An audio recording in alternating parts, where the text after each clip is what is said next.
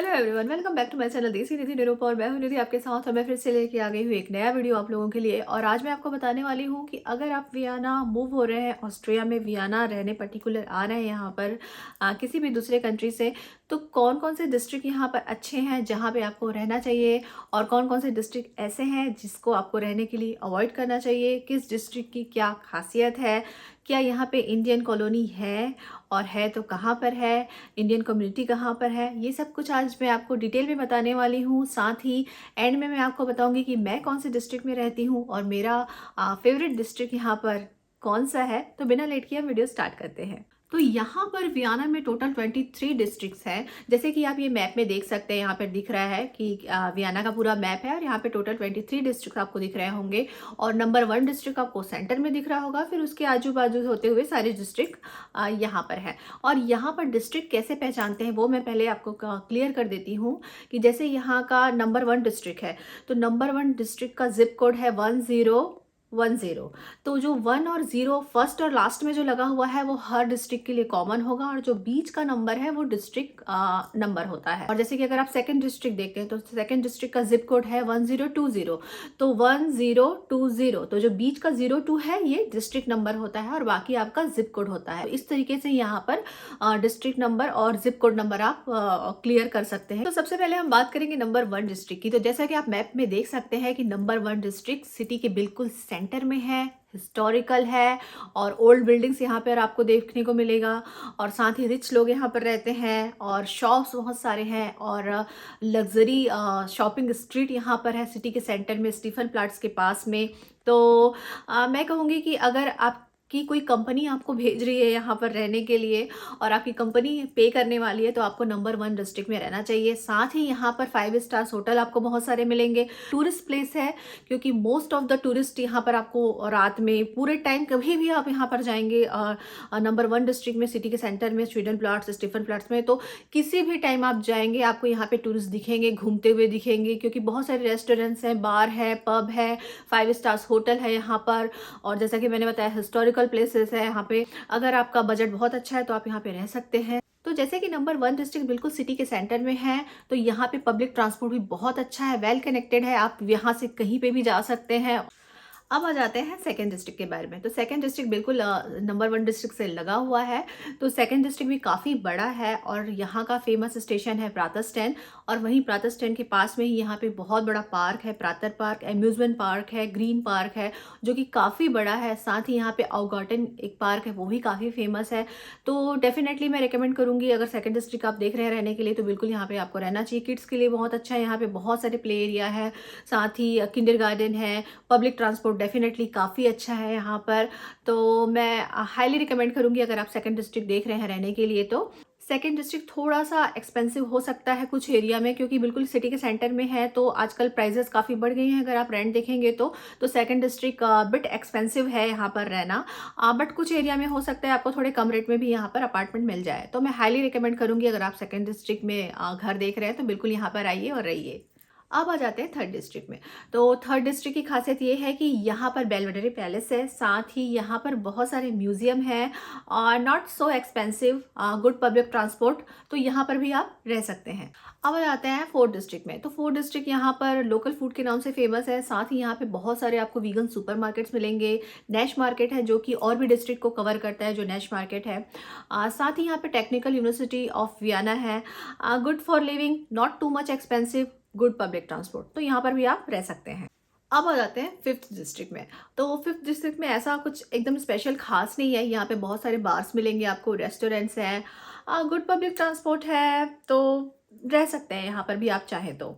अब आ जाते हैं 6 डिस्ट्रिक्ट मारिया हिल फित्रा से और 7 डिस्ट्रिक्ट न्यू बाउगा से। तो दोनों आसपास लगे हुए हैं। तो यहाँ पर आपको बहुत बड़ा शॉपिंग स्ट्रीट मिलेगा, काफ़ी लंबा है, एक डिस्ट्रिक्ट से लेकर दूसरे डिस्ट्रिक्ट तक के है शॉपिंग स्ट्रीट जो है।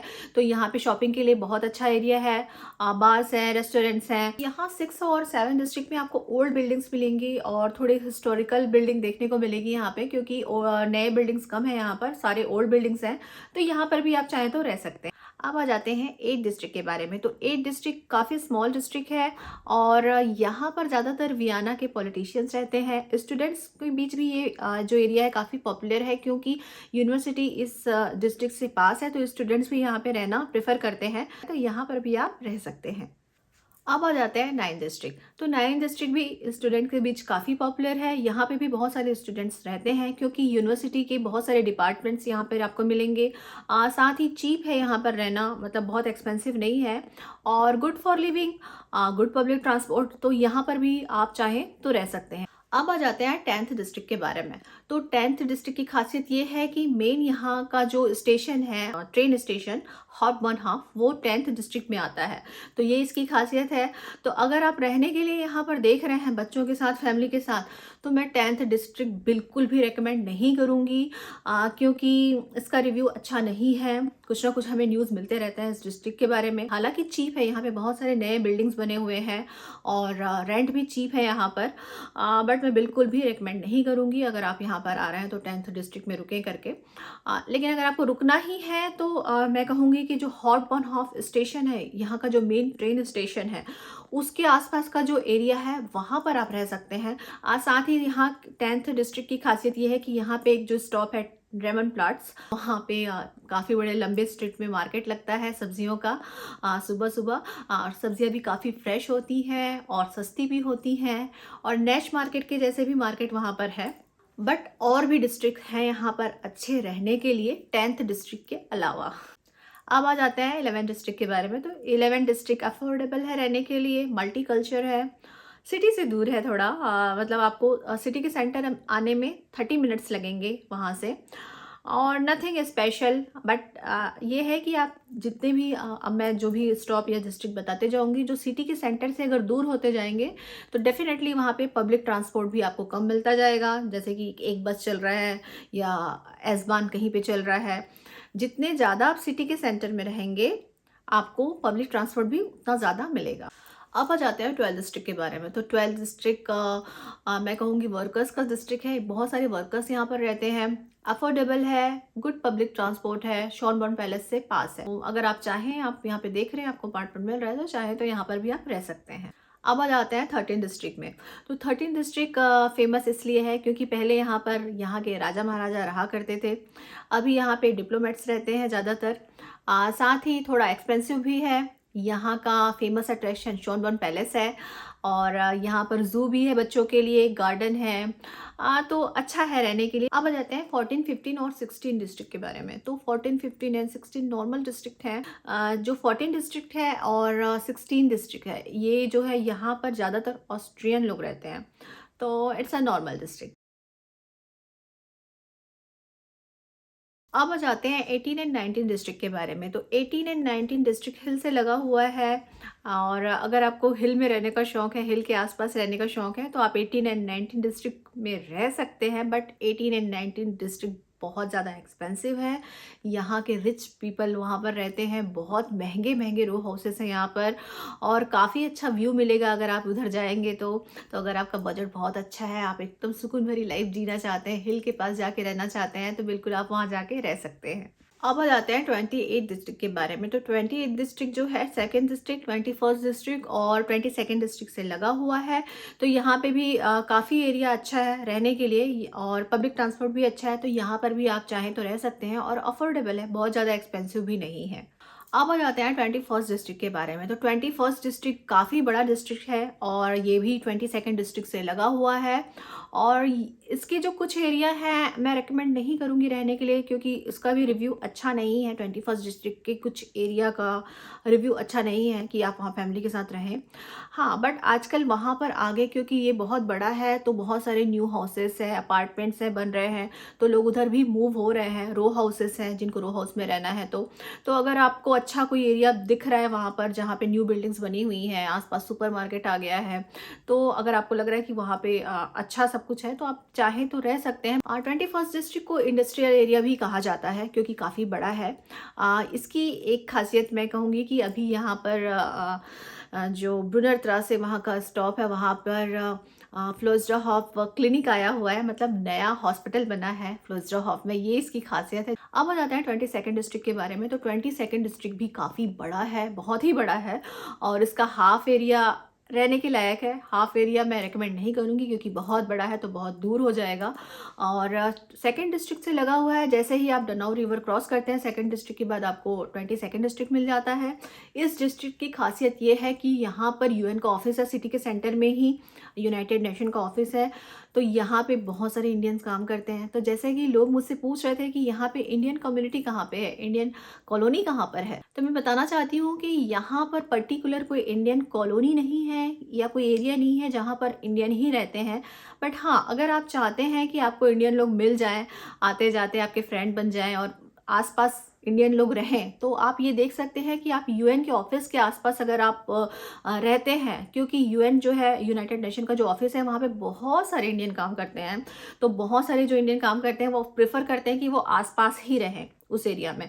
तो अगर आप यूएन के ऑफिस के आसपास रहेंगे तो डेफिनेटली आपको इंडियन लोग मिलेंगे। और जैसे कि इंडियन कम्युनिटी की बात है तो यहाँ पर कम्युनिटी ऐसे बनी हुई है, ग्रुप्स बने हुए हैं, मंदिर है यहाँ पर। तो जब अगर आप यहाँ पर आएंगे तो ऑटोमेटिकली आपको पता चल जाएगा धीरे धीरे रहते रहते यहाँ पर।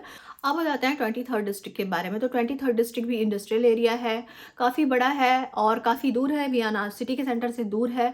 तो अगर आप फैमिली वाले हैं, छोटे बच्चे हैं आपके, तो मैं रेकमेंड नहीं करूँगी उस प्लेस को रहने के लिए।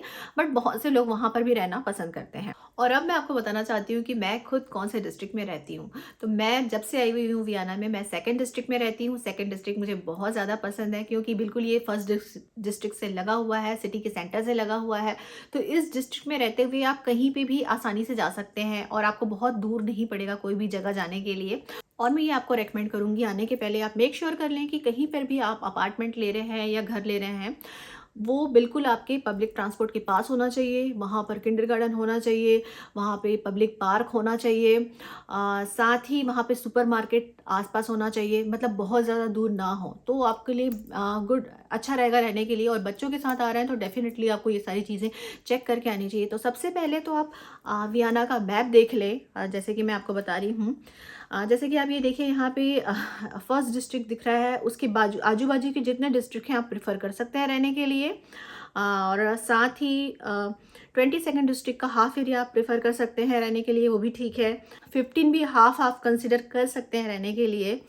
और 12 डिस्ट्रिक्ट भी थोड़ा कंसिडर कर सकते हैं। 11 का भी हाफ एरिया आप कंसिडर कर सकते हैं। तो ये देखिए कि जो थोड़ा सा लगा हुआ है, जितना ज़्यादा सिटी के सेंटर से, उस एरिया को आप कंसिडर करिए रहने के लिए। और सबसे पहली बात तो ये कि आप पहले जो भी एरिया में रहने वाले हैं उसको पहले गूगल से चेक कर लें, उसके आसपास का लोकेशन देख लें कि कैसा है, उसके बाद ही यहाँ पर अपार्टमेंट लें। तो आज का वीडियो मैं यहीं एंड करती हूँ। और ये वीडियो और मेरी इन्फॉर्मेशन आपको कैसी लगी कमेंट करके बताइए, और वीडियो अच्छा लगा है तो लाइक कर लीजिए। और अगर आप मेरे चैनल में नए हैं, फर्स्ट टाइम ये वीडियो देख रहे हैं, तो चैनल को सब्सक्राइब कर लें, बेल आइकन प्रेस कर लें और मुझे ऐसे ही फॉलो करते रहें फॉर इन्फॉर्मेटिव वीडियो। मिलते हैं नेक्स्ट वीडियो में।